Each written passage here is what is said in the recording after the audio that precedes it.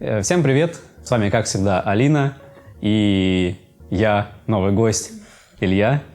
Алина меня убедила, что я должен теперь тоже периодически сниматься на Ютубе. Мы сегодня решили попробовать новый формат, просто сидя на диване, рассказывать вам про наш опыт жизни в Аргентине. Расскажем о том, как мы решили поехать именно в Аргентину рожать, о том, как мы собирали документы, как мы добирались сюда. Надеюсь, видео будет не слишком длинным. Если вам такой формат нравится, то можете поставить лайк. Если есть какие-то замечания, напишите об этом в комментариях. Будет длинное видео разговорное, поэтому поехали. Началось все с того, что мы узнали, что Алина беременна. После этого все закрутилось, завертелось, потом мы оказались в Аргентине.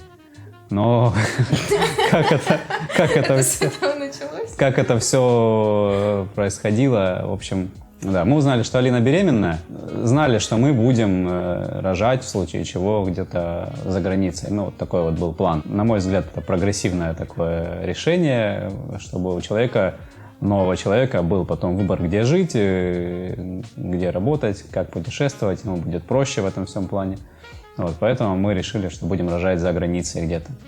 Да, и начали собирать разную информацию, куда вообще можно поехать. Я прям пересмотрела очень много сайтов и пришла к Илье и говорю, кайф рожать в Аргентине. Илья на меня тогда посмотрел как-то очень странно, потому что я, насколько поняла, то, что он вообще не понимал, что это за страна, ну, может быть, где она находится, знал. Ну, я знал, что Аргентина в Южной Америке, но больше об этом я ничего не знал. То есть я догадывался, что столица Аргентины — это Буэнос-Айрес, и, в общем-то, больше ничего. В остальном у меня было мнение, ну, как у всех, о том, что это Латинская Америка, что здесь небезопасно, что здесь везде трущобы, перестрелки. Ну, у меня было то же самое. Пришло осознание. Я вроде как сказала, но... Да, пришло осознание, мы начали смотреть видео на Ютубе. Как раз в этот момент вышло видео Ильи Варламова про Буэнос-Айрес, огромное видео. Его посмотрели там некоторые статьи почитали и поняли, что Аргентина, в принципе, очень классная страна. Одна из лучших в Латинской Америке, и здесь классный, хороший климат. Что вот именно меня привлекло, это то, что здесь хорошая медицина, недорогая, можно даже бесплатно родить. И то, что, естественно, ребенок получает сразу гражданство, а родителям проще это сделать, нежели чем в других странах. То есть вот когда сравниваешь с другими странами, то это вот прям, несомненно, огромный плюс Аргентины. Да, можно было родить где угодно, и там в Арабских Эмиратах как бы без визы можно рожать спокойно, и в США люди ездят рожать, с получением визы, но да, это уже гораздо... Это другие вообще бюджеты, поэтому такие страны мы не рассматривали, потому что это нужно продать все свое там жилье, имущество, чтобы просто родить ребенка. Ну да, у нас как вот получилось то, что мы обо всем этом процессе узнали внезапно, и мы не хотели ничего продавать, мы решили то, что мы будем просто копить. Да, особо продавать просто нечего. Лишней квартиры нет, лишней машины нет, поэтому... лишнего ничего. Решили не продавать ничего, да, а откладывать деньги. Ну вот мы как в сентябре узнали, в середине. Я еще тогда помню, то, что я думала, будем откладывать, и либо мы все-таки поедем в Аргентину, либо сделаем себе новую кухню дома. Вот. И я помню то, что тогда в сентябре мы уже начали эти разговоры, начали потихонечку откладывать, и, если честно, прям до конца я даже как-то особо не верила. То есть, мне кажется, еще когда мы уже там сюда прилетели, мы еще вообще не понимали, что вот мы здесь уже находимся. Ну, я тоже. Да. Ну, это просто другой мир вообще, это абсолютно противоположная часть Земли, и бросить все, просто там работу и переехать сюда, рожать и какое-то время пожить, это... Да, жизнь началась вообще с нуля, перевернулась. Вот так вот. Эмиграция — это на самом деле очень сложно, если так задуматься. Ну и вот мы начали копить, собирать документы. Расскажу, как мы копили. Я купил себе фотоаппарат новый, камеру, фотоаппарат, объективы, ноутбук новый, телефон поменял. Короче, я поменял всю технику. Вместо того, чтобы откладывать на Аргентину, поменял все. Не, ну все равно. Ну да, мы как бы здесь, да, у нас получилось отложить. Про количество денег мы снимем отдельное видео потом, про то, сколько это все нам обошлось, сколько там у нас было денег изначально. Да, вообще сколько нужно на переезд. Надо все подсчитать просто, сколько мы потратили, расскажем потом. Начали собирать документы. Илья начал узнавать это все, вообще шерстить разные чатики, смотреть, что за документы нам вообще нужны. Да, информацию нужно было искать как бы по крупицам. Тогда еще только начиналась эта волна иммиграции в Аргентину. Ну, как бы уже была. Чтобы что-то найти, нужно было перелопатить огромное количество информации. Я работал в магазине продавцом тогда, и у меня было много свободного времени, поэтому я целыми днями сидел, и несколько месяцев я читал, смотрел, чтобы четко продумать все шаги по перемещению сюда. Вот, я в основном занималась вопросами, связанными с где родить, как тут вообще с родами обстоят дела, что нужно с собой взять. То есть я занималась этим, или я занимался документами, и там просто мне говорил, что куда пойти надо с ним. И я это делала. Сейчас мы собрали такую информацию, чтобы вам было гораздо легче переехать. Поскольку мы это все уже прошли, запустили процессы, и уже многие документы получили. На малыша уже, получили все. На малыша, все документы получили. В этом гайде вся информация структурирована по полочкам от момента сбора документов еще в России до самых последних этапов, как здесь устроиться, как устроить ребенка в садик, в школу, по сбору всех документов. Мы ее расположили на сайте. Я сейчас вот здесь, наверное, покажу, как выглядит сайт. То есть для вашего удобства, для тех, кто хочет сюда переехать, вы сможете в любом месте открыть просто этот сайт и найти интересующую вас информацию. Ответы на большинство вопросов там есть. Очень ценный, на самом деле, ресурс получился, потому что вам не придется тратить недели, месяцы на поиски такой информации. Гайд мы постоянно обновляем. Все ссылки, все чаты, все группы, переводчики, как поменять деньги. В общем, вся информация будет там. Да, он бы нам очень пригодился. Да, он бы нам пригодился, но тогда такого мы не нашли. Переходите по ссылке в описании, смотрите. Он стоит того, эта информация, она супер полезная. В какой-то момент мы начали заниматься поиском билетов, смотреть, сколько они вообще стоят, на каких сайтах можно покупать, где это удобнее делать. Уже было на этом моменте сложно, потому что мы живем в Ростове-на-Дону, жили. И в Ростове-на-Дону закрыт аэропорт, то есть нужно ехать из Ростова с чемоданами в Москву. Нужно пол России проехать, чтобы вылететь, грубо говоря.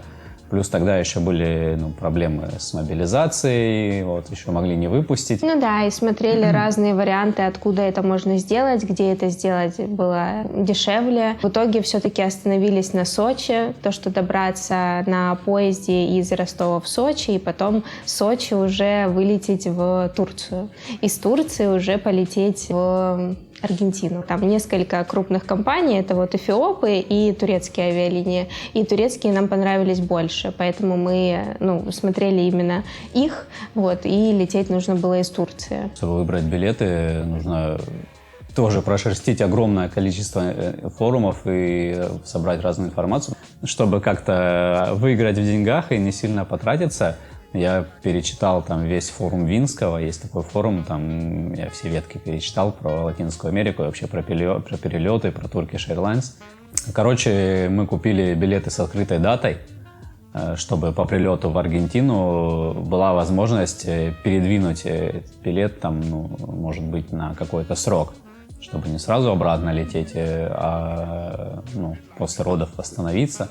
Иногда бывает такое, что просят именно туда обратные билеты. Даже если в одном бронировании, чтобы были обратные билеты. Поэтому, в идеале, конечно, брать именно так, чтобы не кипишовать, если вдруг что-то не так вообще пойдет. И мы взяли тариф Flexible. Если вы будете возвращать стоимость этого билета, то вам вернется только 20-15%. Но передвинуть эту дату очень Просто. Потому что Ну, единственное, что там можно передвинуть бесплатно в какие-то даты, а в какие-то даты прям, ну, там, типа, 5 тысяч, 10 тысяч может стоить. То есть 100 тысяч бывает? Ну, да. Вот, нужно смотреть. Да. Изначально мы купили, короче, билеты на... Вот, прилетаем, и через 3 недели у нас обратный билет. То есть, чтобы не возникли никакие вопросы миграционные, что мы тут планируем остаться, там еще что-то, чтобы, в общем, нас пустили в страну. А уже по прилету я зашел на сайт, да, и перенес просто билет там можно несколько раз его перенести в течение года на любую дату, и там есть, да, вот эти даты бесплатные. Но еще вот обратите внимание, когда будете брать билеты обратно, вы, скорее всего, если, да, тоже летите по родам, если не по родам, то вас это не касается, обратно будете лететь с малышом.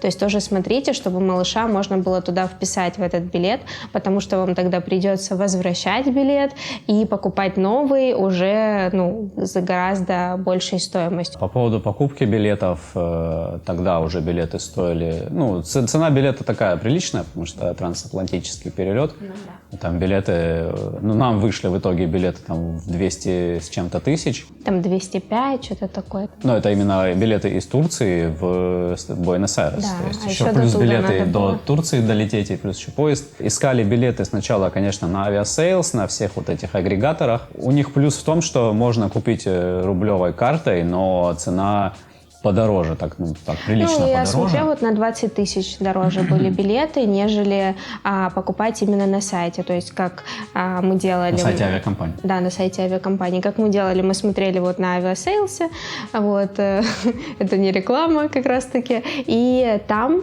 получается, что... Aviasales. Ну да, у нас контрактов нет, это пока не реклама.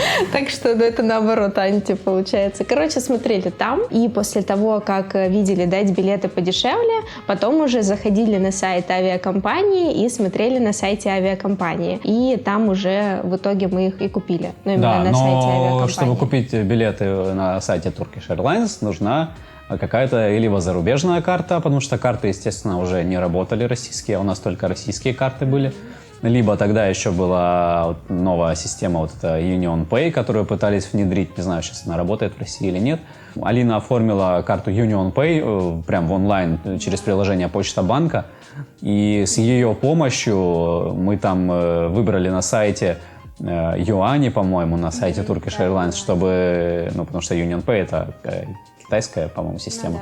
Вот, и получается, что, да, оплатили рублями, но они конвертировались там в юани, у нас билеты, получается, куплены за юань. Да, но вот. на самом и то деле, они да, купились было... не с первого раза, то есть там 10 попыток Алина пыталась оплатить, там ее счет заморозили, потом разблокировали. Да, мне прям звонили и говорили, типа, это вы, это точно вы, типа, совершаете эту покупку. И через 3 дня у меня вот разморозили счет, и получилось все-таки оплатить. Потом нужно было как-то добраться из Сочи в Стамбул, мы купили тоже, ну, мы особо там не выбирали, там из того, что было, выбрали, это Ир Аэро авиакомпания. Да, но мы читали, что у них очень плохие отзывы, да, и думали, типа... У них там отзывы на Яндексе, там что-то 1,7 или 2,3, ну что-то такое. А кроме них там особо выбора не было. То есть почему-то тогда, в тот момент, из Сочи в Стамбул никто не летал. Не, ну в итоге все нормально Да, прошло. мы как бы рискнули, там у всех номера, да, у всех там отменяли рейсы, там переносили, какие-то проблемы. У нас все четко прошло, поэтому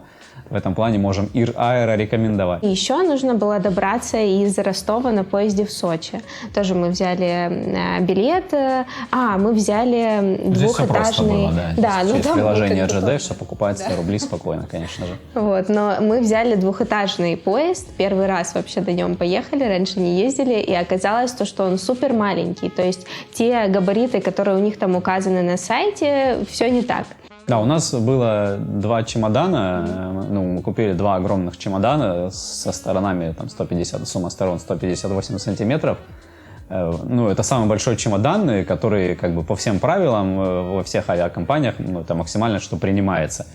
И, ну, в РЖД мы просто никогда на двухэтажных вагонах не ездили, и поэтому мы решили попробовать. Почему бы и нет, да, у нас 4 чемодана, ну, 2 больших и там еще маленькие сумки всякие.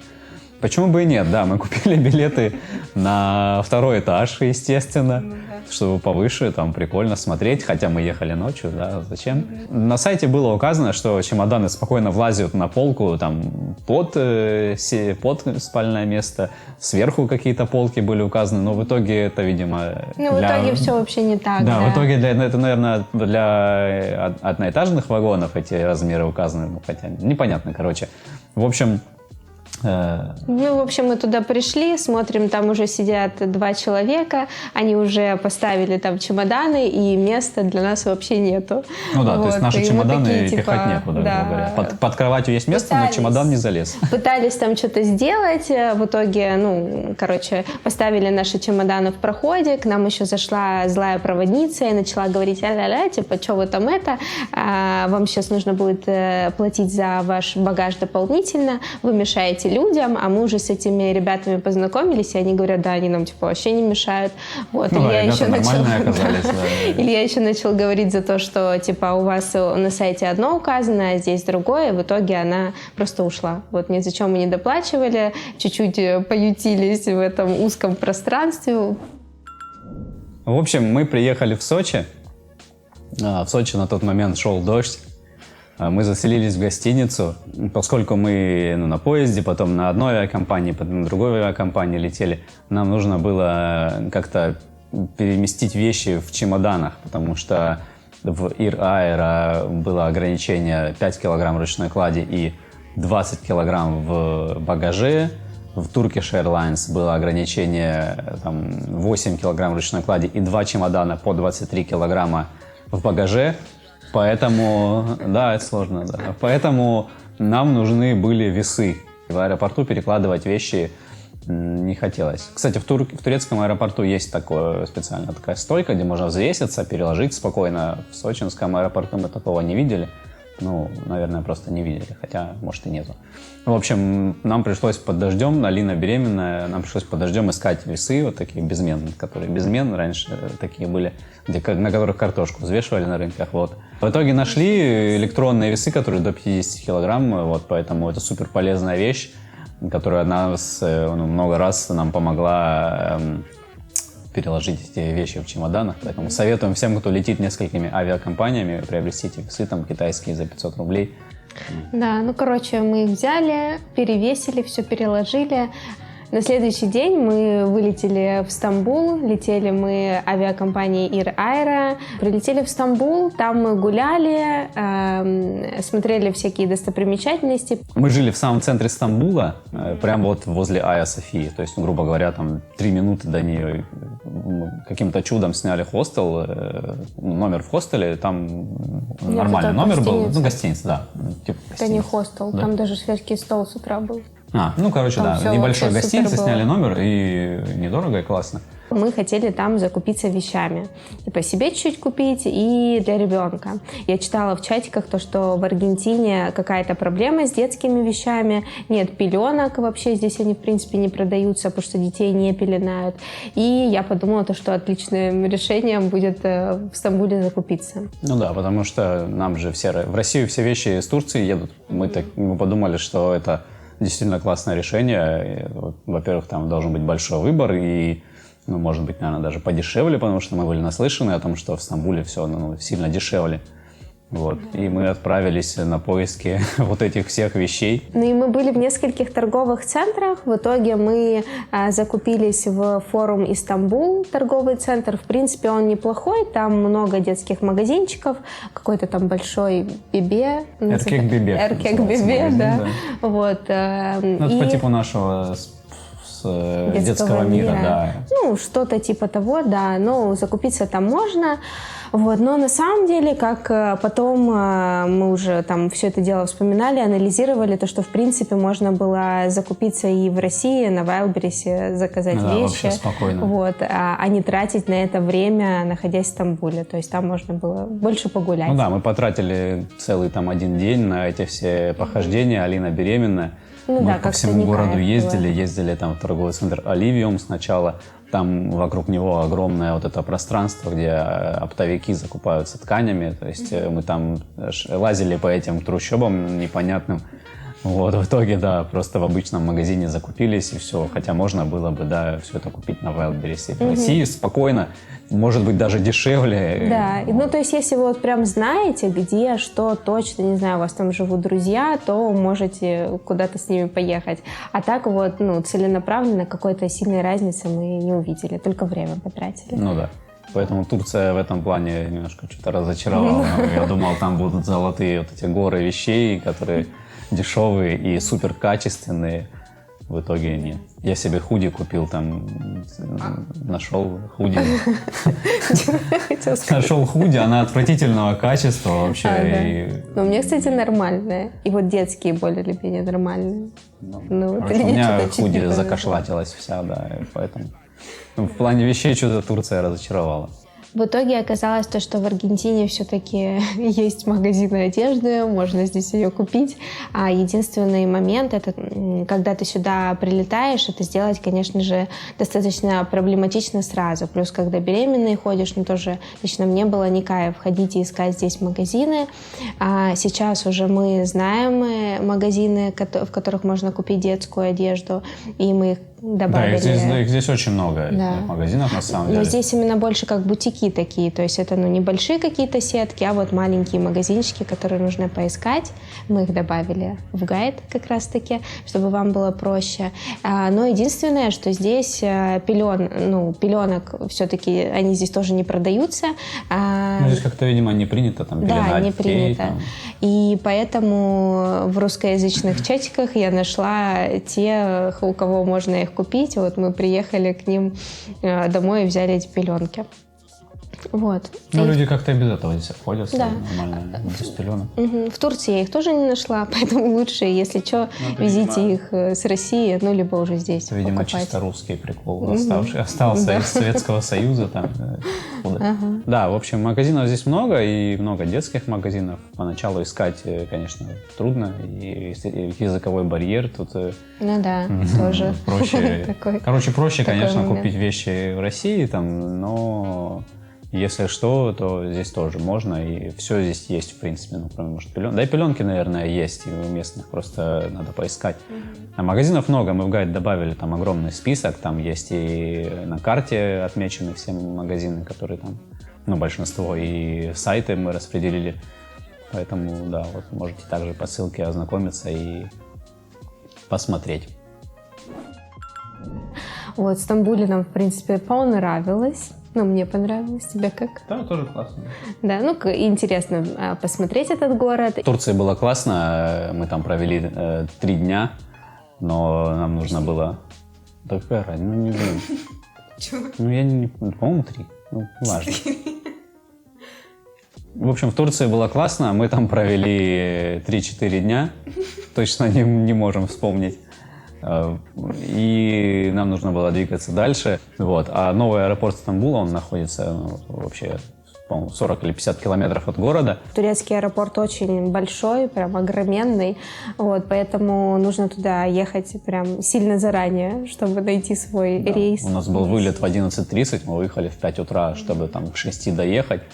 И еще у нас в запасе было время на то, чтобы там дойти, потому что, да, как раз как назло у нас наш самолет, он припарковался к самому дальнему гейту вообще.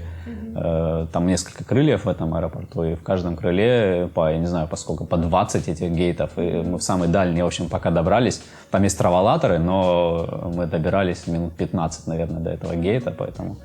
Это при том, что мы как бы примерно знали, там куда есть идти. Чем заняться. Там типа всякие магазинчики есть, можно в общем, походить, там поснимать. Лучше приехать заранее, потому что аэропорт гигантский, один из самых больших в мире.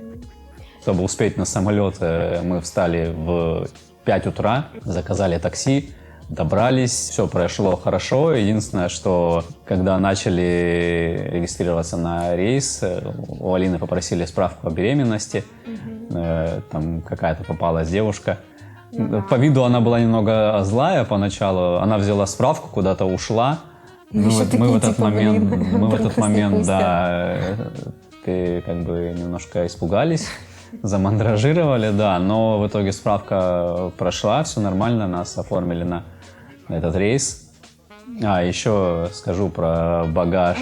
Что у нас была сумка, это как подушка у нас была вот такая, которая для беременных меня большая. было Да. это очень важно. В сочинском аэропорту мы, когда летели, мы просто ее пленкой примотали к другому чемодану. У нас был чемодан с примотанной подушкой, пленкой. Нам вообще никто ничего не сказал. Кстати, и справку о беременности там не просили. То есть мы просто улетели и все. У меня спросили только, вы в первый раз в Турцию летите туристом? Я говорю, да. И все. У меня вообще ничего не спрашивали. И в итоге, да, в Стамбуле мы также по такой же схеме решили примотать эту подушку к сумке, к чемодану. На нас посмотрели как на дураков, сказали, вы что делаете, давайте отматывайте. Вот в итоге мы просто сдали эту подушку, также сдали в багаж, и все. Ничего не доплачивали, просто у нас ее забрали так, и все. Ну и что, в итоге мы сели в самолет. Полет для меня прошел очень хорошо, комфортно. Я как-то не ожидала, потому что это был наш самый длинный вообще перелет. Еще и беременная, думаю, вообще как там, чего читала, Да, то, на что 34-й неделе, да? Да, читала то, что уже даже почти 35-я была, что там типа отекают, еще что-то происходит, но у меня все чуть-чуть было нормально. Ноги. Ноги отекают. Ноги отекают, да. Я тоже думал, отекают, но я не отек. Да, у Лисы хорошо было, ну и у меня. Ну, мы просто привыкли к переездам, путешествиям, да, потому что мы работали также в турах выходного дня, мы каждую неделю ездили на выходные по Кавказу, то есть там 500-700 тысяч километров в каждую неделю мы проезжали, поэтому... Да, и мы ездили на автобусах, и поэтому для нас это было вообще комфортно, привычно. Я ездила вплоть до 6-го месяца, сопровождала людей, Илья ездил фотографом. Вот, поэтому, да, для нас это было, не впервые ездить, в полутаком сидячем положении, но именно в плане перелет я не знала, как перенесу. В итоге, да, из-за того, что мы были привыкшие, наверное, мы перенесли его легко, так, возможно, кому-то будет не совсем просто. Кормили нас там 2 раза. Да, было 2 были плотных всякие... перекуса, так сказать. Да, можно обед, было еще бутербродики там ходить, брать просто, именно... Сэндвичи. Сэндвичи, да. Бутерброд — это хлеб и колбаса. В общем, там были сэндвичи, да, там можно было брать пиво, вино. Я там вообще брал от жизни все, и вино пил. Алина беременная, а я пил. Вот, там такие маленькие баночки, бутылочки прикольные. Да. Вот. Пледы там выдавали, там такую сумочку нам дали, там всякие носочки, зубная паста, зубная щетка, на глаза вот эту шапочку, беруши, короче, все четенько прошло.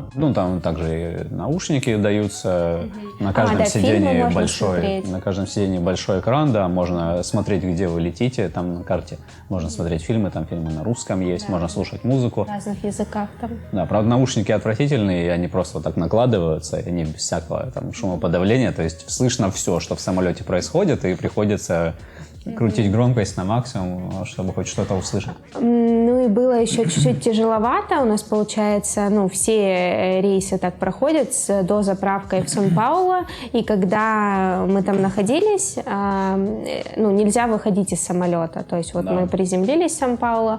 Но что было хорошо, это то, что все люди вышли, и можно было хоть чуть-чуть разложиться вообще на этих сиденьях, пока там все убирают, да, что там еще. Да, то есть мы летели 15 часов примерно до этого Сан-Паулу, это Бразилия. Да, вот все вышли, никого не выпустили. В смысле, вышли те, кому нужно в Бразилию, те, кто дальше летит, нас не выпустили, естественно. Да, и мы сидели в этом самолете, ждали, пока его подметут, уберут мусор, пока там дозаправят, заменят все там баки, все обслуживание произведут. Потом, просто интересно было наблюдать это только, это единственное, что вот люди там быстро подметают, да, но сидеть было тяжело. И мы так ждали где-то час-полтора, пока зайдут новые люди, которые летят уже из Бразилии в Буэнос-Айрес. Единственное, что было людей мало, да, это вот плюс, потому что после этой заправки, остановки, мы уже летели в полупустом самолете, и можно было прям лежать на соседних креслах. Но вот этот период почему-то прям последние часы для меня дались тяжеловато, как-то чувствовала себя уже не очень. Уже, да, подустали. Лететь там от Сан-Паулу, по-моему, 1800 километров. То есть там примерно 1,5-2 часа еще лететь надо было. Ну да. Ну, зато типа прилетели и... Да. Ну, просто, наверное, бразильцы, они, наверное, Turkish Airlines не выбирают, чтобы в соседнюю страну слетать. У них там много лоукостеров летает, поэтому все, наверное, выбирают более дешевые авиакомпании, нежели Turkish Airlines, поэтому... А я хотела чуть-чуть подытожить насчет перелетов. Это то, что было очень хорошим решением вообще вот, насчет нашего пути. Это именно с Ростова приехать в Сочи, там побыть какое-то время, и потом из Сочи в Турцию прилететь и там побыть какое-то время. То есть, во-первых, это такое небольшое путешествие, как бы все равно, да, мы летим в Аргентину, там будем путешествовать. И почему бы не разбить чуть-чуть вот эти дни. Ну да, терять уже нечего. Да. Работы нет, ничего. То есть это, во-первых, было комфортнее переносить беременной, во-вторых, мы как бы понимали, что если где-то будут какие-то нестыковки рейсов, а это как бы бывает, то, тоже все будет в легкости, перенесем, потому что там 3 дня, там 1 день, вот, и мне вот это решение прям очень понравилось. Если есть выбор, то делайте паузы между перелетами, это гораздо комфортнее для организма. В общем, в полупустом самолете мы добрались до Буэнос-Айреса. В аэропорту, конечно же, нужно было пройти паспортный контроль, чтобы нас пропустили. За 2 недели до нашего вылета вообще была очень громкая история о том, что русских там беременных женщин не пускали в Аргентину. И, естественно, мы были на иголках, потому что эта тема, она очень сильно продвигалась и в наших там СМИ.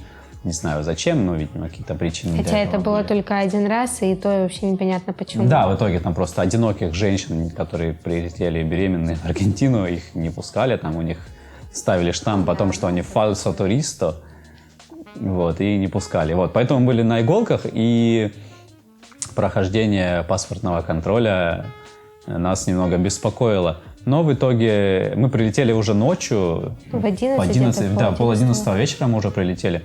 То есть перелет занял всего 18 часов, плюс время сдвинулось. Мы вылетели в 10:30 дня, а прилетели в 10:30 ночи. Разница во времени, да. 6 часов. Поэтому уже глубокая ночь, уже было мало людей в аэропорту, то есть там один наш самолет, грубо говоря, прилетел. Вот.